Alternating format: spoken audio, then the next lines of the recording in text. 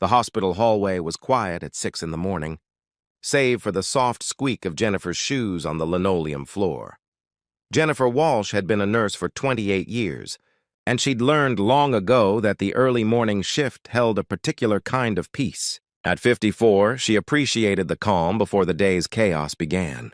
Her blonde hair, pulled back in a practical ponytail, showed threads of silver she'd stopped covering up 3 years ago. There was dignity, she'd decided, in letting time show itself honestly. Room 412 was her first stop. As it had been every morning for the past 6 weeks, the man in the bed was younger than her, 42. According to his chart, with dark hair and the kind of strong features that probably turned heads before the accident. Michael Thornton, a name she'd seen in the business section of the newspaper, though she'd never paid much attention to such things. Construction magnate, the article said. Self-made millionaire. Now he lay motionless, kept alive by machines and the careful attention of people like her. Jennifer set down her supplies and pulled on fresh gloves with practiced efficiency. "Good morning, Michael," she said softly, as she always did. The doctors said he couldn't hear, that he was too far gone in the coma, but Jennifer had never believed that. In 28 years, she'd seen too many mysteries to dismiss the power of a human voice. "It's Monday. A bit chilly outside, but the sunrise was beautiful. Pink and orange, the kind that makes you grateful to be awake to see it." She began the morning routine with gentle, efficient movements, checking his vitals, adjusting his IV, examining the healing wound on his chest where they'd operated after the construction site accident. A steel beam, the paramedics had said. He'd pushed a younger worker out of the way and taken the impact himself. That detail had stayed with Jennifer. Even in crisis, even facing death, he'd thought of someone else first. "Let's get you cleaned up," she said, warming the water to just the right temperature, the way she had for countless patients over the years. Dignity matters, Michael. Even when we can't speak for ourselves, even when we're vulnerable, especially then. She worked with the practiced care of someone who'd done this thousands of times but never let it become routine. She'd seen other nurses grow callous, efficient but cold. Jennifer had made a different choice.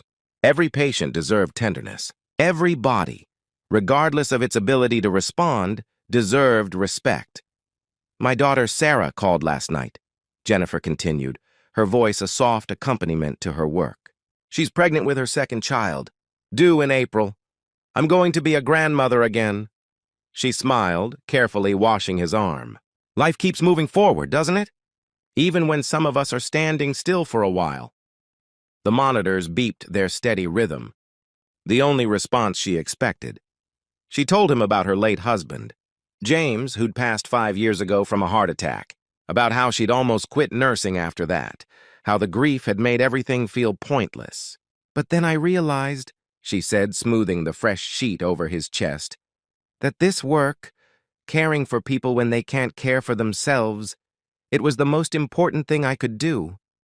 James would have understood that. She checked the bandage on his chest wound, pleased with how it was healing. "You're a fighter, Michael. Your body knows it even if your mind is resting, and that's okay. You take all the time you need."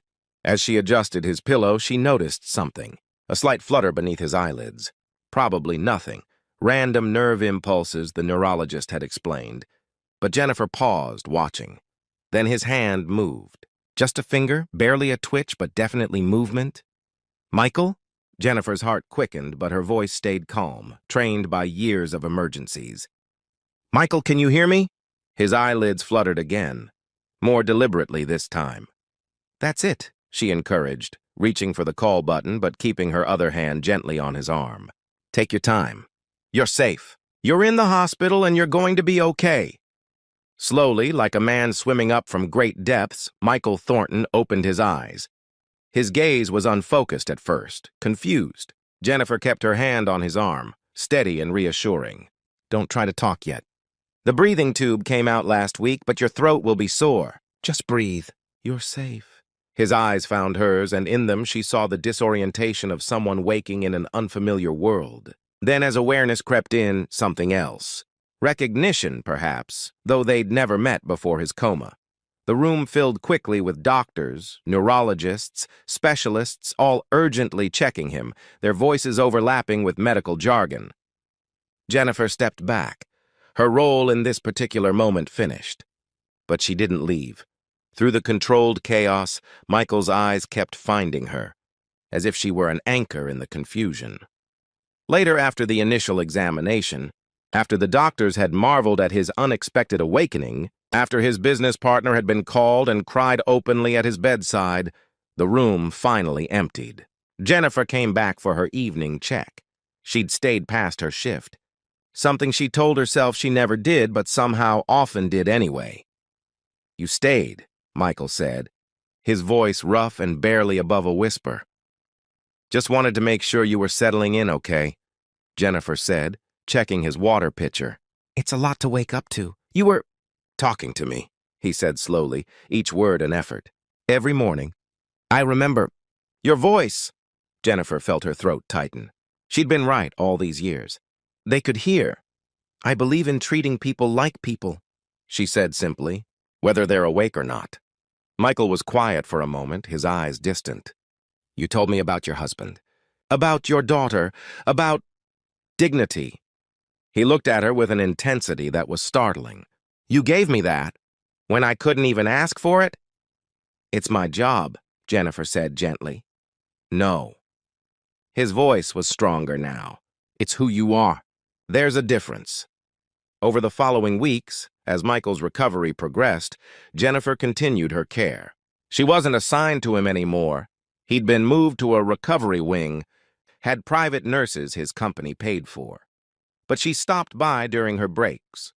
They talked like old friends because, in a way, they were. He'd heard her stories, her sorrows, her joys, all whispered during those morning routines. Now he shared his own.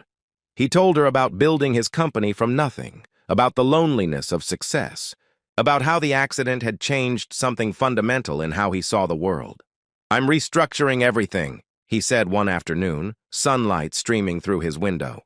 "Setting up a foundation for workers injured on construction sites, their families, medical care, retraining, education for their kids."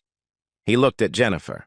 "And I'm endowing a fund at this hospital for nurse continuing education, better staffing ratios, recognition programs. The people who do the real work of healing deserve more than they get." Jennifer's eyes filled with tears. "Michael, that's wonderful, but—" "It's because of you," he said quietly. "Because you showed me that kindness isn't a luxury. It's not something we give when it's convenient. It's the foundation of everything that matters."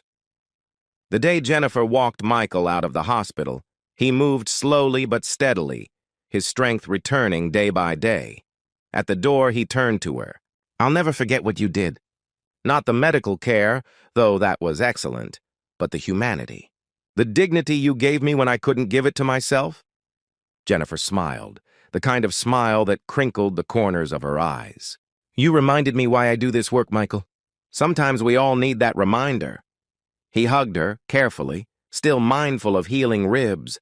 "The foundation is called the Jennifer Walsh Initiative for Compassionate Care. I hope that's okay." "I didn't ask permission," she laughed through tears.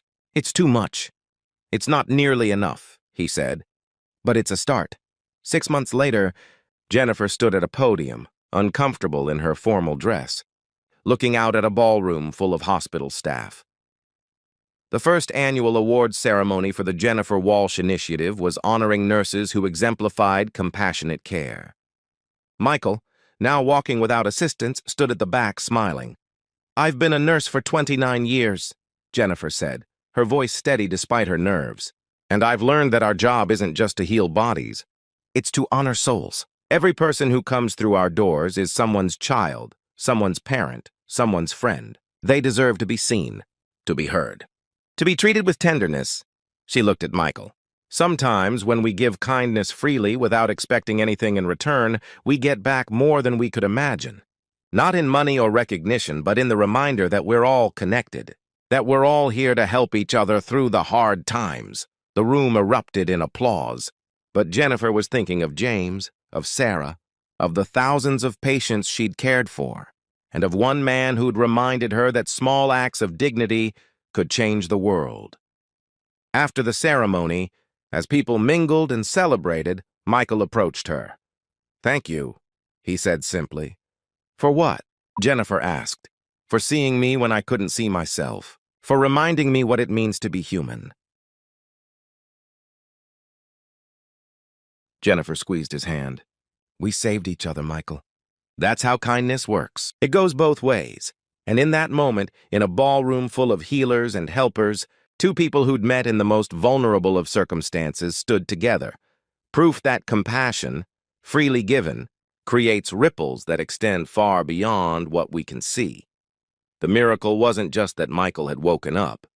The miracle was that in waking, he'd remembered what it felt like to be cared for. And in caring, Jennifer had been reminded why every morning, every patient, every small act of tenderness mattered, because in the end, we're all just walking each other home. And the journey is so much better when we do it with kindness.